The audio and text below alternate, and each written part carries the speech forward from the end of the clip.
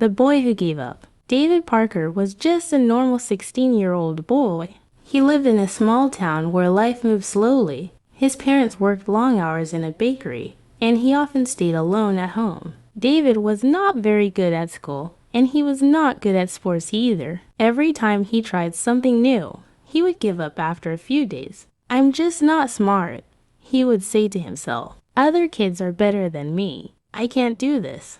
He believed these words, and because he believed them, he never tried hard. He failed in many subjects, and teachers started to ignore him. At home, his parents were too busy and tired to notice how sad he was becoming. Deep inside, David wanted to do something great, but his fear of failure was strong. He would often sit near the window at night, looking at the stars and whisper, "Why am I like this?" One rainy afternoon, something happened that changed David's life forever. His English teacher, Miss Eliza, gave each student a small book. When she placed the book on David's desk, she smiled and said, "I think this one is for you." The book was titled, "Train Your Mind for Success." David looked at the cover. It was plain, no fancy pictures, just the title and a small quote, "Your mind is your greatest power." He didn't read it at first. He thought it was just another boring self-help book. But that night, he couldn't sleep.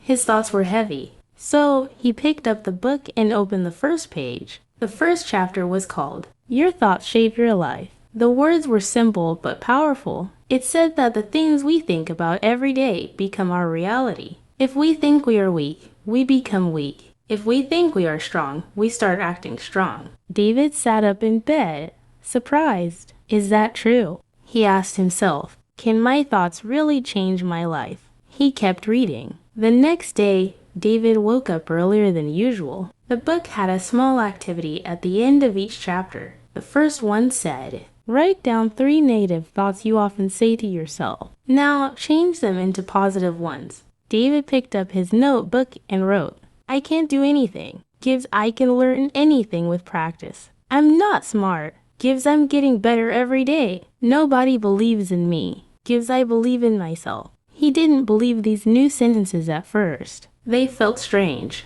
but he wrote them anyway. That week, David read 1 chapter every night. Each chapter gave him a new tool for the mind-positive thinking, focus, discipline, patience. He began to understand that success is not magic. It's not something only for special people. It's something that can be built, one thought at a time. But change is never easy. The next month was tough. David tried to follow the book's advice, but he often failed. He would wake up early for 2 days, then fall back into old habits. He would study hard for one subject, but give up when it got boring. "I knew it," he said to himself once. Throwing his notebook on the floor, "I'll never change."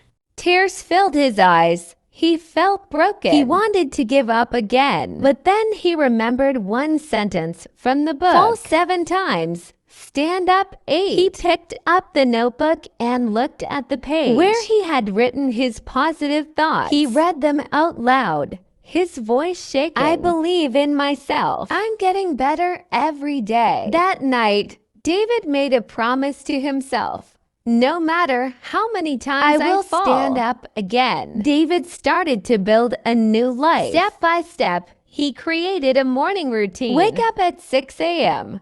Write 1 positive sentence. Exercise for 10 minutes. Read 1 chapter of a book. Study for 1 subject before school. He used a calendar to track his progress. Every day he followed the routine. He gave himself a green tick. If he missed a day, he gave a red cross. After 3 weeks, he looked at the calendar and smiled. 17 green ticks. That's more than I ever did before. He also noticed something new. He felt different. His mind was calmer. He could focus better in class. He was not scared to try anymore. David's hard work began to show. He passed his first math test with A+.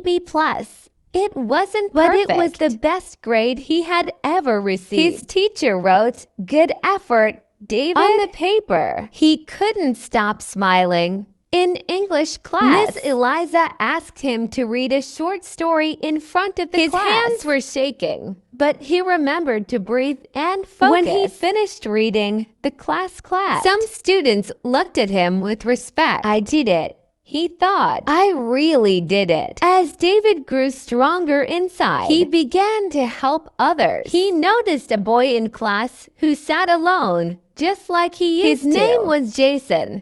David gave him the same book Miss Eliza had given him. This helped me, David said. Maybe it can help you too. They became friends. They started studying together, writing goals, and training their minds. Soon, more students joined them. David started a small success group. Every Friday, 5 boys and girls met in the library to talk about struggles and small victories.